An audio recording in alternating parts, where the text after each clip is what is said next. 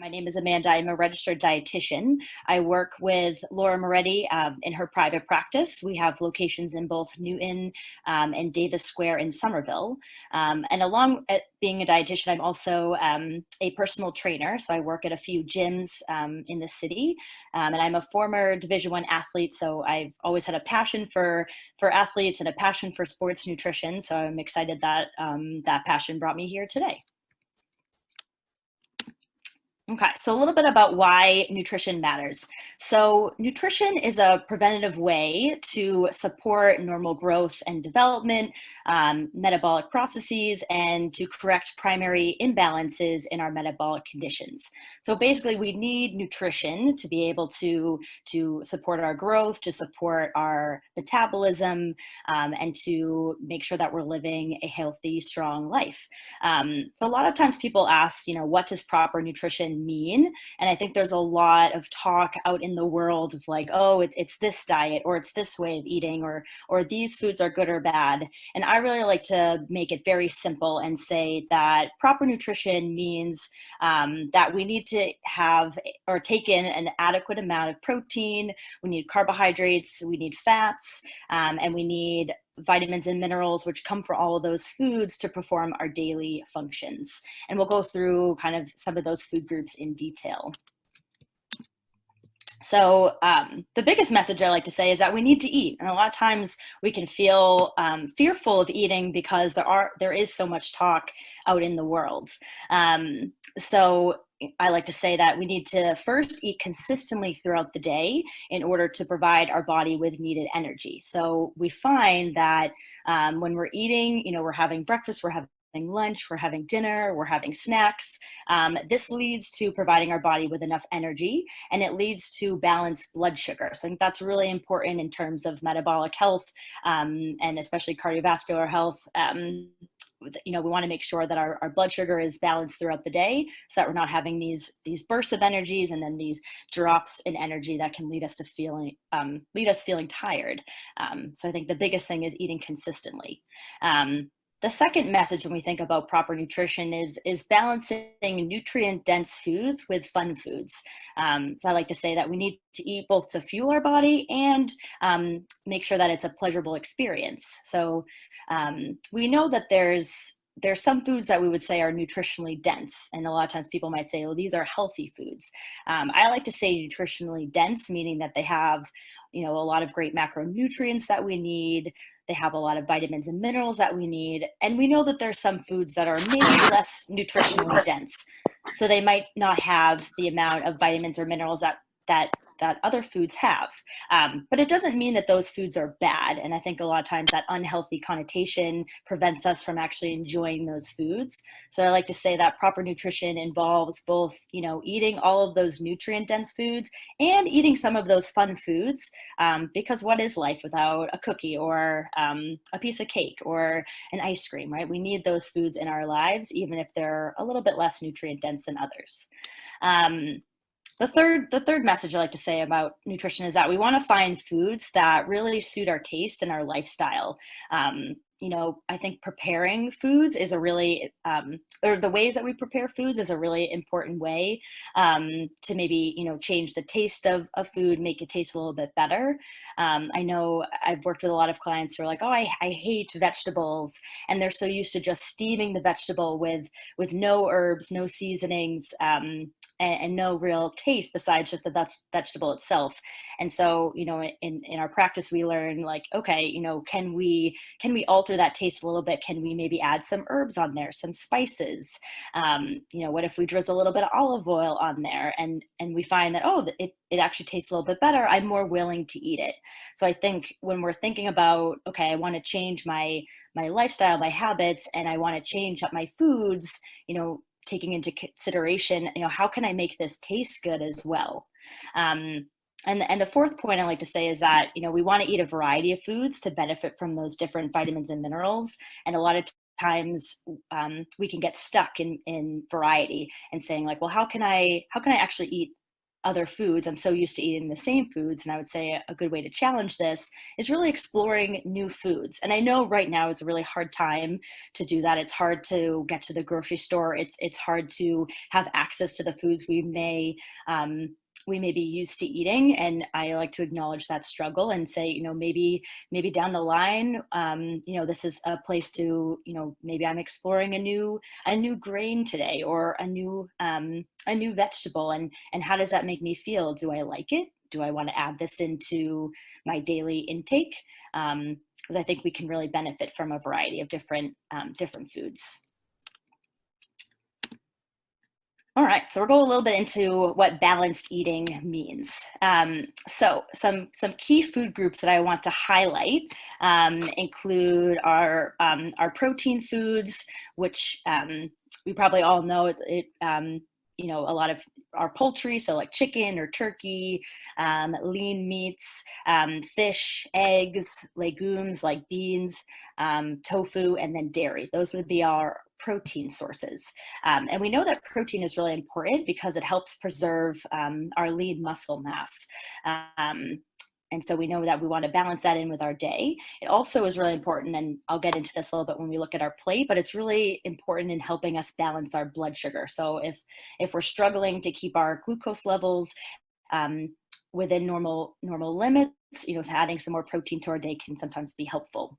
Another food group to look at are whole grains. So a lot of times carbs get a really bad rap in the world, and I like to say that whole grains are carbohydrates that are really important for us to have. So some examples I highlighted here are wheat bread, brown rice, farro, quinoa. These grains are filled with lots of fiber, and they also have a lot of great vitamins and minerals. And so I never say don't get rid of the carbohydrates. We need whole grains in our lives. Down on the left-hand corner here, I've got some healthy fats. So some examples I posted here are oils, avocado, nuts, nut butters, seeds, and fatty fish. And especially for heart health, we know that healthy fats are really important. We want those unsaturated fats. They're good for our heart. They're good for, they might contain some omega-3s that are helpful for inflammation and reducing inflammation in the body. And these fats are sometimes a nice replacement of some of our saturated fats, which would be things like butter or lard. It's not that those are bad to have, and it's okay if we have them every now and then. But when we're looking at our diet overall, we want to see, do we have a lot of healthy fats in there? Or thinking, I want to make a change. Maybe today I'll try seasoning or adding olive oil to my vegetables versus putting butter on it, and making those small changes there. And then the last one on the corner here is fruits and vegetables. So some examples: apples, leafy greens, peppers. We know that those are really important as well. I like to highlight the food groups versus highlighting calories. So I think a lot of times we can get stuck in, how many calories do I need? How many calories does my body need? And that's a really hard question to ask. In nutrition, we have all these equations, but we don't exactly know how that equation is going to translate into someone's life. And so that's why I really like to focus on the food groups. And when you're looking at your plate, saying, do I have a variety of food groups on my plate versus how many calories are on my plate? And I find that it's a little bit more of a holistic way of looking at our intake. So building a plate here. So I like this plate, this diagram. It's very similar to the My Plate, and I'm not sure if any of you have seen the My Plate diagram before, but basically it kind of separates our plate into a couple different food groups. I find that I like this athlete's plate, and this is from the United States Olympic and Paralympic Committee. The team of dietitians there have created these plates, and I find that they're a really nice visual of being able to say, okay, you know what, I want to work on, making sure that I'm modifying my portions and eating enough at my plate. What should my plate look like? And so here is our I like to say, our easy training or weight management plate. And this is just our kind of our basic day-to-day plate that balances our whole grain carbohydrates with our protein and leaves a lot of room on the plate for vegetables or fruit. So if you can see here, we get this question a lot in our practice of like, well, how much to eat? And instead of giving measurements, which can sometimes be overwhelming, this is where I know we have some measurements on the side with the fats, but kind of looking at the proportion of your plate and saying like, okay, if I look at my plate, is most of the plate filled with vegetables, or is most of the plate filled with whole grains? How can I adjust my plate so that these food groups are in a little bit different proportion, and how does that make me feel? And so here we've got our whole grains, we've got our protein, and our vegetables.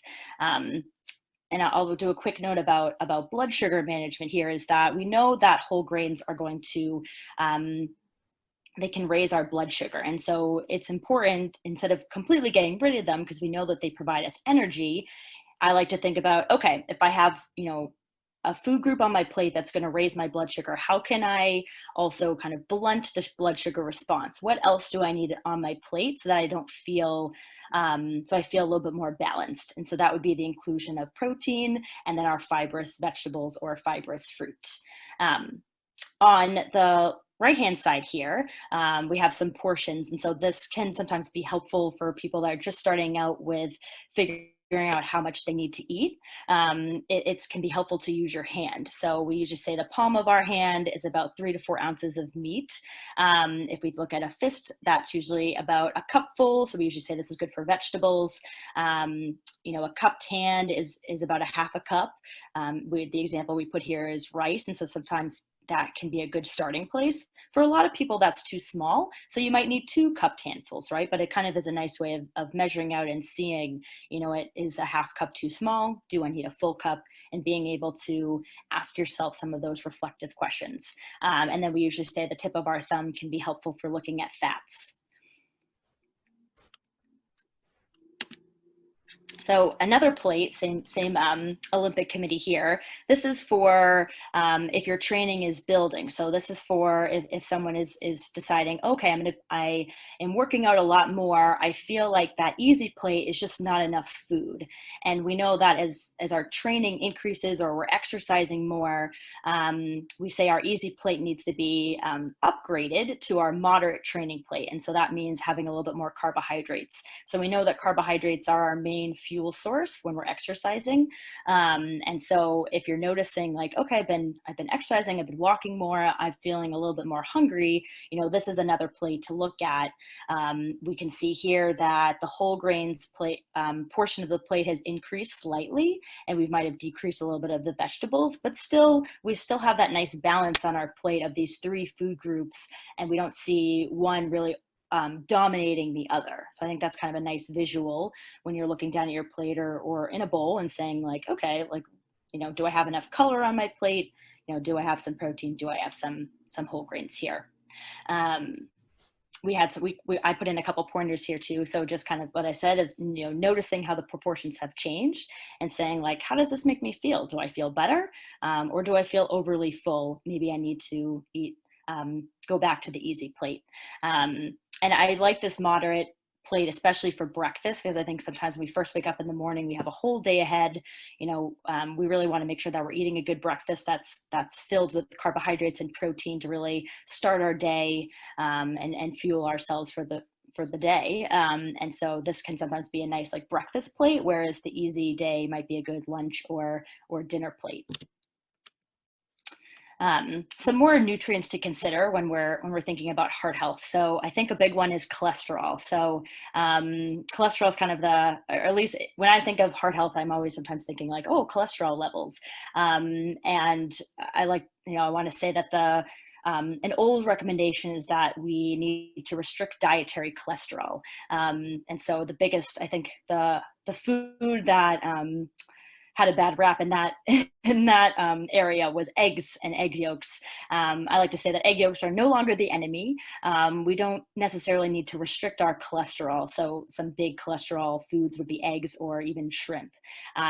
What really drives cholesterol levels is the levels that are in our blood, and they're not necessarily correlated exactly with what we would call dietary cholesterol, which is in foods.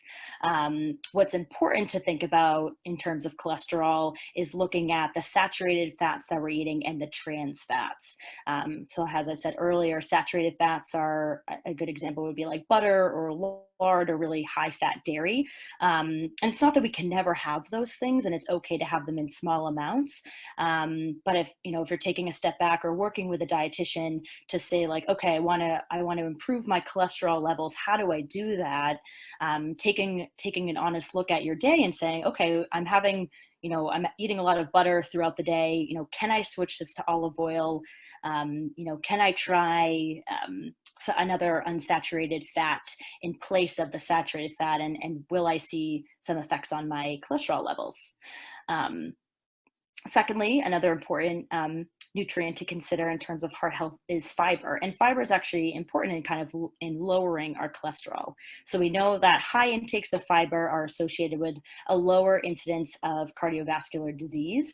But a lot of times fiber, we don't, in the American diet, we don't actually get the levels of fiber that we need, but I think it's always a place that we can improve on. So thinking, can I have add more fruits or vegetables into my day? Am I eating a lot of refined grains, which I don't really like to say like the white grains, but they tend to be the grains like white bread, white rice, white pasta. Thinking if I'm eating a lot of these, and it's not that they're a bad source, but can I make the switch? What would it be like to try brown rice today? Or what would it be like to try a whole wheat pasta? Do I feel a little bit more full? We know that fiber is really helpful in fullness and satiety. And so I think, sometimes looking at your day and saying, okay, can I add a new fiber source in there? The rule of thumb that we usually give is 3 grams per serving on a whole grain product. So I don't usually recommend people, look so intensely at the nutrition label on products. I find it can feel very overwhelming, but I do like or recommend for people to look at the fiber label. And so if you're a good example is whole grain crackers, right? So maybe they say multi-grain crackers, which is a fancy word. And you could look at the back and see that there's only 1 gram of fiber. And so I would say, I'm wondering if there's another brand out there that has a little bit more fiber in there. Why don't we maybe make the swap to that brand? So that can be a nice rule of thumb when you are looking at bread products or crackers or any kind of grain product in the store. Does it have 3 grams or more? Probably a good source of fiber. Antioxidants are really important to consider as well. So in general, we recommend, eating a variety of fruits and vegetables and whole grains in order to take in a lot of antioxidants. I get a lot of questions here of, I need to have more antioxidants, or my doctor said I need to eat an antioxidant rich diet. Should I take a supplement? And in our practice, we really like a food first approach because there's some studies have shown that they're a little bit more inconclusive around specific antioxidant supplements. We find that actually in the foods themselves, there's a lot of like polyphenols and flavonoids and other properties of foods that we can't quite capture in a supplement. So eating it in the real food form is the best way to take in a lot of great antioxidants. And the last nutrient to consider is omega-3s. So this is really the research in omega-3s is really coming out now, and so both food and supplements in this case have been shown to help with chronic inflammation and helping balance blood lipid levels.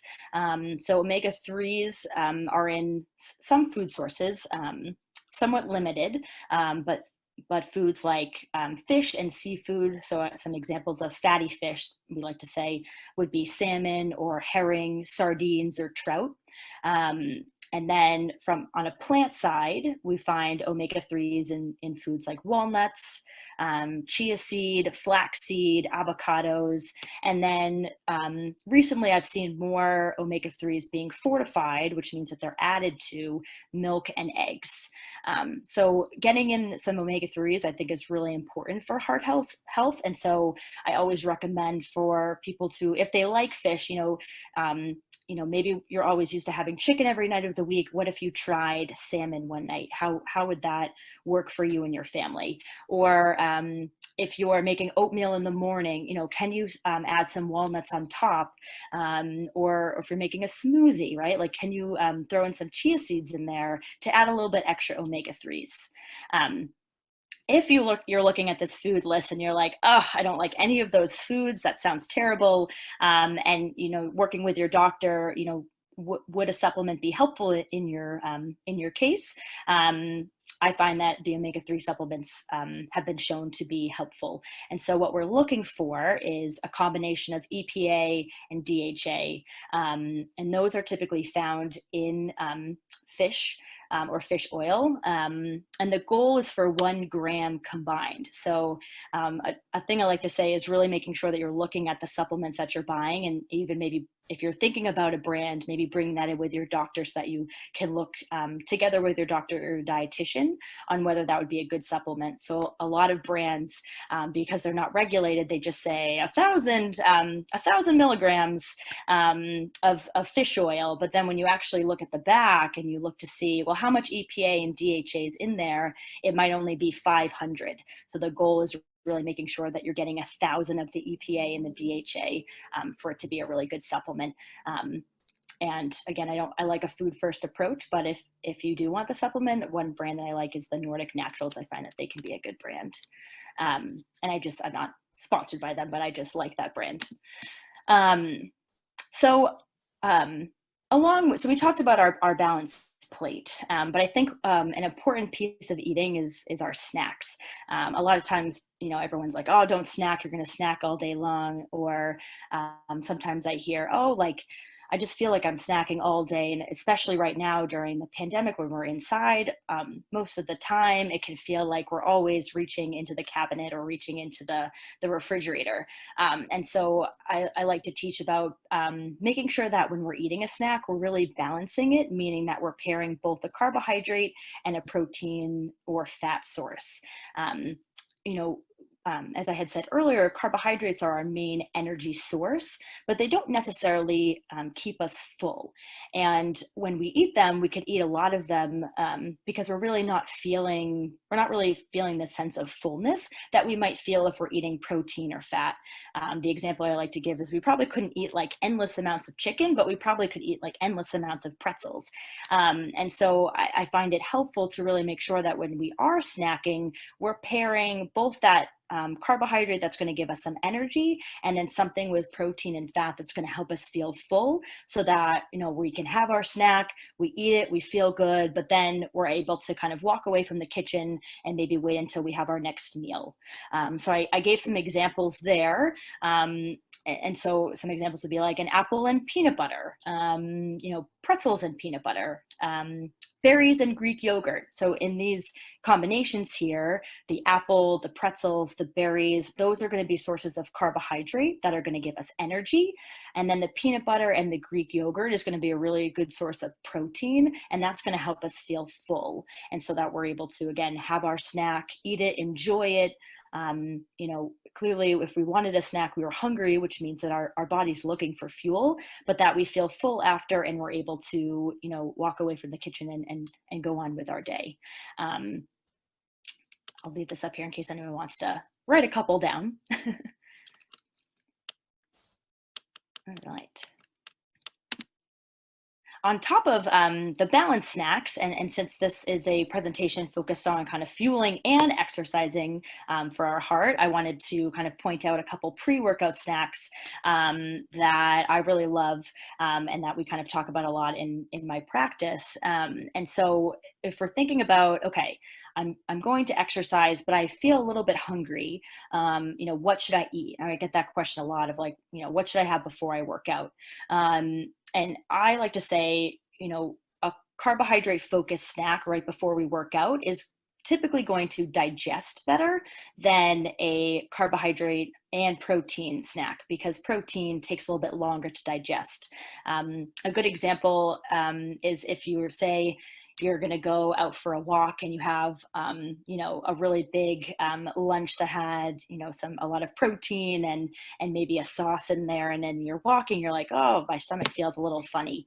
And so this is why I usually recommend a carbohydrate-based snack right before we work out, because we know that it's going to break down very quickly in our body and give our body the energy that it needs. So some ideas here are pretzels, a packet of instant oatmeal, maybe some toast with a little bit of peanut butter or jam, and peanut butter I mentioned if tolerated, because it does have that protein and fat. So some people might do okay with a little bit, but maybe not a lot of it. Grapes, a banana, a low fiber cereal, a toaster waffle with some jam. These are all some good ideas of easy snacks to have before you're exercising that are going to, digest very quickly, give your body the energy that it needs, but not make you feel kind of like sick to your stomach when you're moving around. So some implications of underfueling on heart health. So we just talked a lot about, the importance of making sure that we're fueling our body with enough food throughout the day. And I think this can be a situation where, either accidentally or on purpose, we're underfueling if we're trying to, maybe we've lost our appetite, or we're really trying to lose weight. And I think, the message of weight loss can be really strong. But, I would suggest for people to work with a dietitian to make sure that they're not, eating so little that they're feeling really hungry all day and that they're actually underfueling. So in general, underfueling just means that you're not consuming enough overall calories or nutrients that the body needs in order to rebuild and repair muscle tissue, replace our glycogen stores, which is our stored carbohydrate in our muscles, and keep our hormones within a healthy range, and just overall maintain our immune health. So especially right now, I think immune is kind of a buzzword of keeping your immune system healthy, and a huge way to keep your immune system healthy and supported is by eating enough food. So we also call underfueling low energy availability, meaning that you're not giving your body enough energy or calories from foods. So in terms of heart health, there's lots of implications of really low energy. But in terms of heart health, we actually sometimes see elevated lipid profiles when the goal is to decrease our lipid profiles. And this is in a more very extreme case. I'm pointing these out. These are extreme underfueling cases, but just something to be aware of. If you're like, oh, I've decided I'm only going to eat one meal a day, like that probably isn't enough food. Endothelial dysfunction, so that is the inner lining of the small arteries, and if they're not working properly, that can lead to cardiac problems. Bradycardia is another one, so a slowed heart rate. So we find that in people that are really not eating enough, their heart rate can slow down. And I think really the biggest one that is probably more general for people is the lack of fuel for your cardiac muscle. So we know that the heart is a muscle, just like your quads and your legs, or your biceps and your arms, right? The cardiac, the heart is a muscle, and so we need to fuel our muscles. And so I like to say, even in heart health, even when we're trying to improve our cardiovascular health and maybe improve our lipid levels, we still need to fuel so that our heart is working properly. On top of food, we also want to make sure that we're hydrating properly. And this is actually really important now as the weather is getting warmer. So we know that hydration is really important because it helps, prevent muscle cramps. It replaces losses from sweating. So if we're outside in the hot heat and we're sweating, really making sure that when we go back inside, we're drinking a glass of water or bringing water outside with us. It's important for helping our digestive system. So if we're not drinking enough, we find that our GI system slows down a bit. We might feel a little bit more constipated. And so if we're feeling like that, I usually recommend people to look at, how much water are you drinking throughout the day? Are you only drinking one 8-ounce glass? Can we drink maybe we just start with one more glass or a couple more glasses, so that our digestive system is working well. It helps regulate our body temperature. So we know that as our body heats up, we start sweating. So we want to make sure that we're taking back in that hydration to bring our body temperature back down. And we know that it can help lubricate joints, and it's important for our heart and our brain. So some consequences of dehydration, and I find that, again, we can be dehydrated in the winter. I see more of it in the summer, just naturally because it is a lot hotter out. And especially as we get older, we lose that sensation for thirst. And so we might not notice that we're dehydrated. So dehydration is the process of losing body water through sweat, and it can lead to decreased athletic performance and just physiological function. So the best way to actually know if you're hydrated is to look at your urine. And I know that can be kind of funny. But if you look at your urine and it's like a dark apple juice color, I would say that's definitely dehydration. We need to make sure we're getting enough fluids into your body. The optimal hydration color would be a light, like lemonade color. And again, I know that can be kind of a funny thing to think about, but that's one of the best ways to know if we're hydrated, versus always sticking to just a number. Some other consequences that I have here, a lot of times I have athletes or clients that are like, oh, I'm feeling really tired lately, and their iron levels are good, everything else is good. And so we look at, are you hydrated? Oh, no. Well, let's see if we can get some more water in. In terms of heart health, we know that dehydration can lead to decreased cardiac output, meaning that your heart is working really hard, harder than it needs to be. And it also can cause reduced blood flow to your active muscles and your brain. So especially during exercise, hydration is really, really important. So some tips here for hydrating for exercise. So, even if you're just going out for a long walk, or maybe you're you're gardening for a while, it's still important to make sure that you have a water bottle nearby. So again, like I said, listening to your body, checking urine color. But during exercise, I usually recommend like a half cup. Sometimes a cup is too much. So I usually say like about four ounces of water every 15 to 20 minutes during training, or just if you're outside exercising. And your individual needs are going to be different based on how much you sweat, how hot it is outside, your age, and how intensely you're working. But it's still important to make sure that you're drinking while you're exercising. And for some people who are really salty sweaters, so say you went for a long walk or a run and you notice that there was like salt on your face or on your clothes or your arms, I call those people salty sweaters. And so we need to make sure that they're replacing their electrolytes. So maybe they need to add a little bit more salt to their food that day, or maybe they enjoy having an electrolyte tablet that they need to help kind of replace that sodium, chloride, and potassium, which are some electrolytes, so that they're replacing them. I think I have done, I put it up here, but a good rule of thumb, and this again is different because our needs are different, but for men, we usually say they need about 16 cups if they're exercising, 16 cups a day, maybe a little bit less if they haven't been out sweating a lot, and about 12 cups a day for women. Again, that's a pretty general recommendation. I thought I'd share it here in case anyone was interested, but again, your needs are really are very individual to you. And so again, listening to your body, checking urine color is going to be helpful. I threw in a couple of ways to hydrate here. So a lot of times I hear like, oh, I just really don't like water. So some ways would be, fruits, non-starchy vegetables, broth-based soups, herbal teas are a good way to get in some hydration with some flavor. Or if you're like, I want to drink water, but I just don't love the taste of plain water, I usually recommend, you could add a little bit of lemon or lime or mint to your water. You could add a splash of juice, or maybe some flavored seltzer into your water, or even, I know they have some fancy water bottles out there, some to infuse fruit into your water. But sometimes people find that can be a helpful way to, switch up the taste and make sure that they're drinking enough. All right, so we'll go into some benefits of exercise.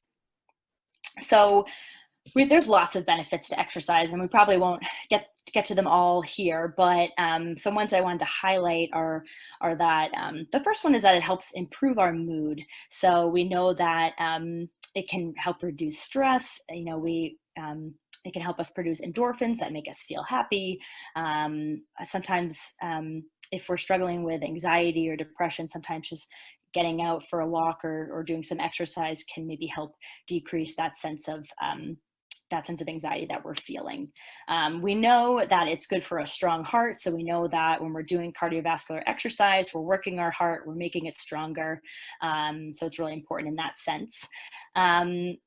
It also is really important for improving our physical function. So, just daily activities like maybe lifting up a package that you received or reaching up to the top shelf to grab some food, walking up the stairs, right?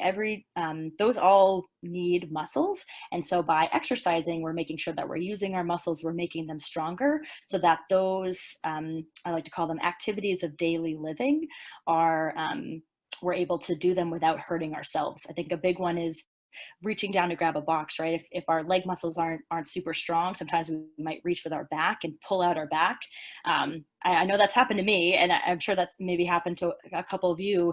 And so being able to strengthen our leg muscles can be helpful in being like, all right, next time I pick up this box, I know that I'm not going to pull out my back. We know that exercise is really helpful for improving memory. So we know that it affects brain plasticity, and it increases gray matter volume, which is in our frontal and our hippocampal regions of our brain. And I know that maybe sounds like some jargon words, but basically that part of our brain is involved in motivation, emotion, learning, and memory. So exercise is actually helpful for our memory.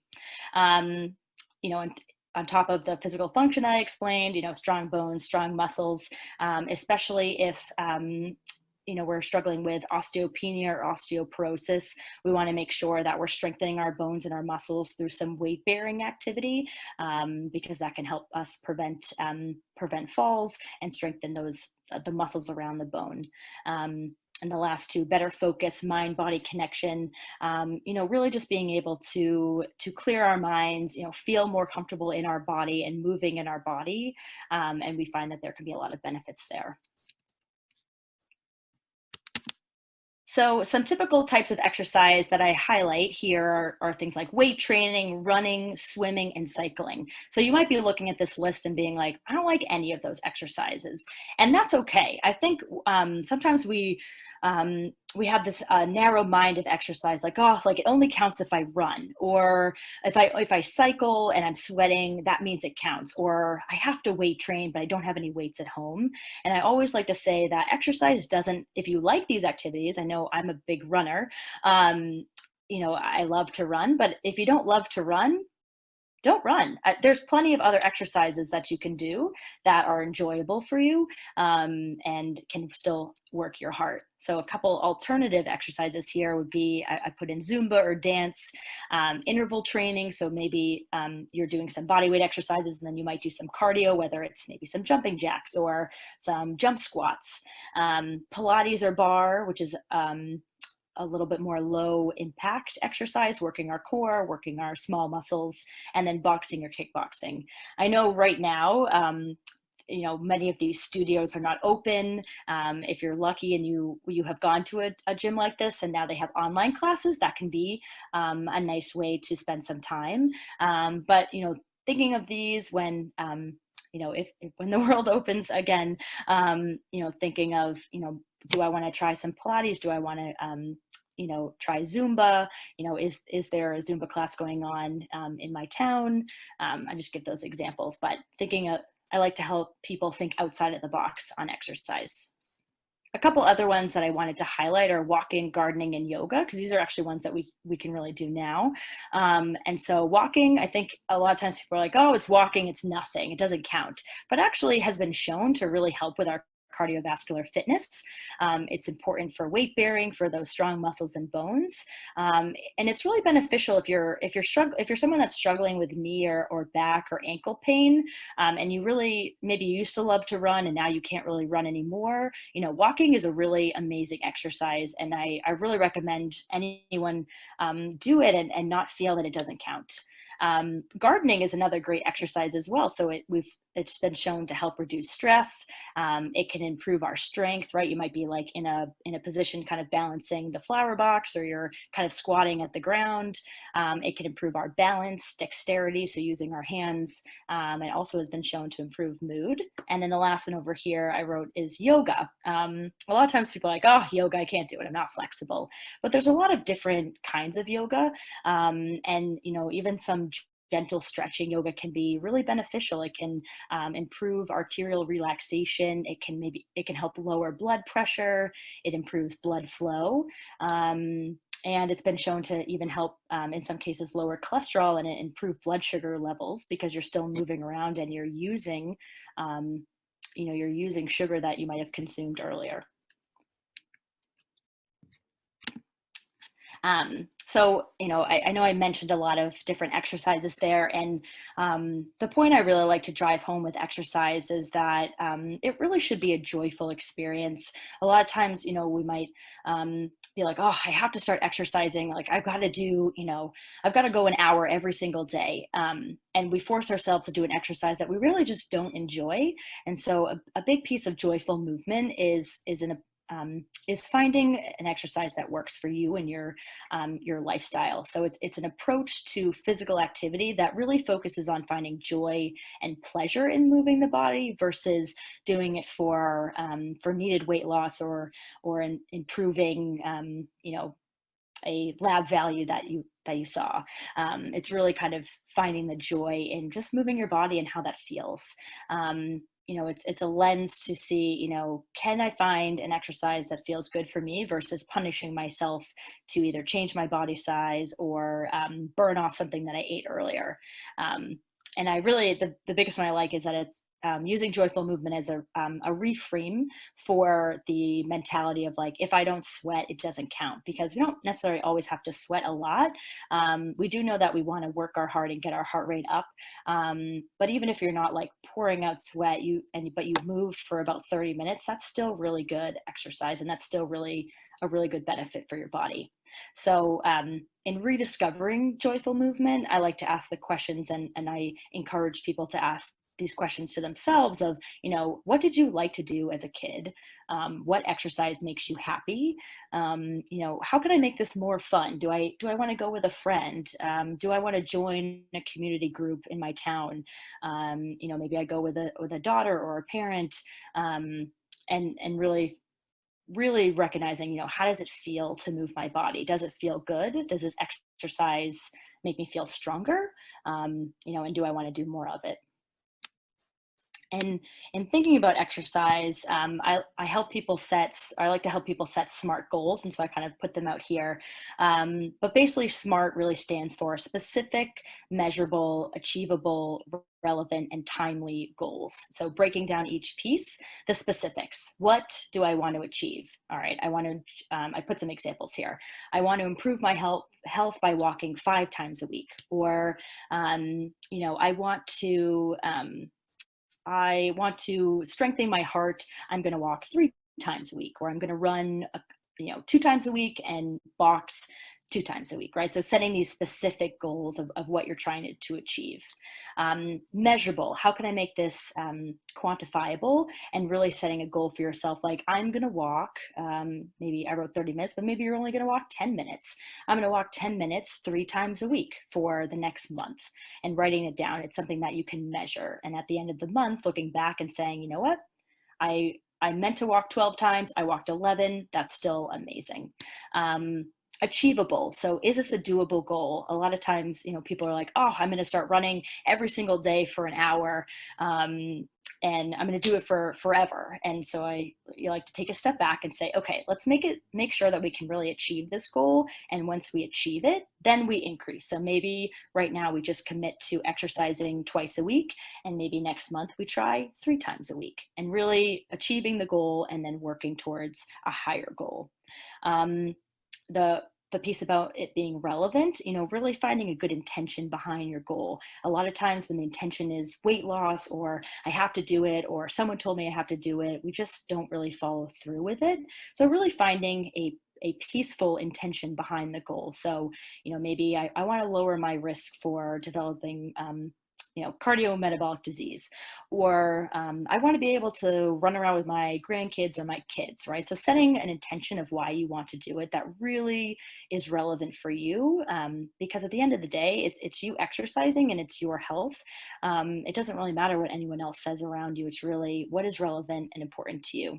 And then timely, what's the timeline to motivate me? Will I start today? Will I start tomorrow? So I have a couple resources here. I know a lot of times people are like, oh, where should I look online to find nutritional advice? I would say if you're curious about your health or really want to learn more about nutrition, the best way is to meet with a dietitian. But I wrote some websites here. So the Academy of Nutrition and Dietetics is our governing body. There's lots of great articles there. The American Heart Association, which is more focused on heart health. And then Team USA Nutrition, they have a lot of great, they have all the plate handouts. They have something on hydration, omega-3s, fiber. And then if you want to get really sciencey, I put in the Gatorade Sports Science Institute. They have some really great studies that they've been working on how to improve our athletic performance. So thank you. I know that probably took up more of the time. Hopefully we still have some time for questions after, but I wrote our practice information here. info@lauramoretti.rd.com. You can find us on Instagram, lauramoretti.rd, if you're on social media, and then our website, lauramoretti.rd.com. Amanda, thank you so much. This is so awesome and so much interesting information. We don't have a lot of time, but I want to make sure. I know, I apologize. That's okay. No, it's so much to cover because you've got exercise and nutrition, which is 2 for 1. I'm going to ask one question that sort of summarizes a few of the questions from the chat, and then Allison will wrap up. Perfect. But so interesting because last week we had Beth Reardon, who is a sort of functional integrative nutritionist, and she was talking about intermittent fasting. And so very direct contrast, I think, to the way maybe an athlete thinks about food. She was saying you don't ever need to eat before you exercise. You've got 2,000 calories worth of energy stored in your body at all times. People are constantly eating, and that's ridiculous. And where you have a very different approach. And I think there's lots of science and lots of reason to have both approaches. And I could see a time for each. But can you address intermittent fasting and how you feel about that approach versus yours? Yeah. So I've been getting this question a lot. So it's actually, it's on my mind. So intermittent fasting I think it's been around for a while, but there's more research coming out now. And I just think that some of the research we still don't know enough. So, there is some research to say, if you're fasting this period of time, that's going to like lower your blood sugar levels. It's going to help you utilize your glucose and then maybe kick into your fat stores for energy. The one thing that I find with intermittent fasting is really looking at, does this work for my lifestyle?